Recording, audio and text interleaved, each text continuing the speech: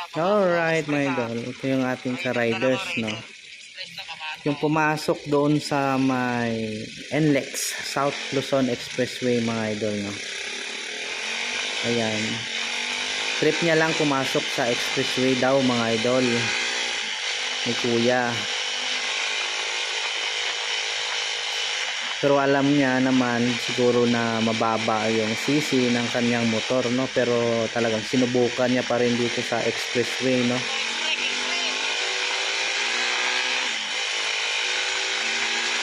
Sabi niya nga ay trip niya daw pumasok sa expressway, no? Mga idol. Yan. Sobrang saya niya mga idol dahil nakapasok siya na expressway, no? Akala siguro nito walang bantay kaya hataw ng hataw, no mga idol. Yan, hataw na hataw si kuya. Nalagpasan na niya yung speed limit ng expressway mga idol.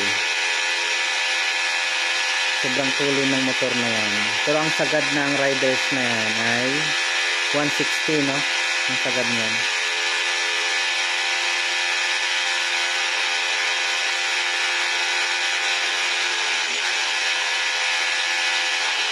Kaya pinapakita lang ni kuya talaga na ang lupit ng trip niya sa expressway, no? Kasi naka-video pa siya, no? Maraming nakakita sa kanya ng mga content creator, no? Kaya mali talaga ang ginawa ni kuya. Kaya wag niyo tularan mga idol, no? Mga ating kapwang content creator dyan, mga vlogger, no? Mga influencer, no mga idol. Wag natin tularan si kuya, no? Dahil nga nag-trip siya sa may expressway, no? Tapos hindi pa yan, ayan, meron na siyang may pulis dyan, mobile, sinita na siya. Ang ginawa niya ay tumakbo pa siya mga idol, ayan. Tinakbuhan niya yung mobile ng pulis. Sinabol siya ngayon itong mobile na sa dulo.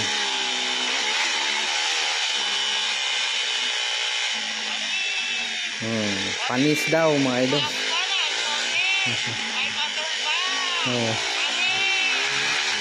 Ang lakas ng trip ni kuya ng 2024. Ayan, may police dyan mga idol, oh.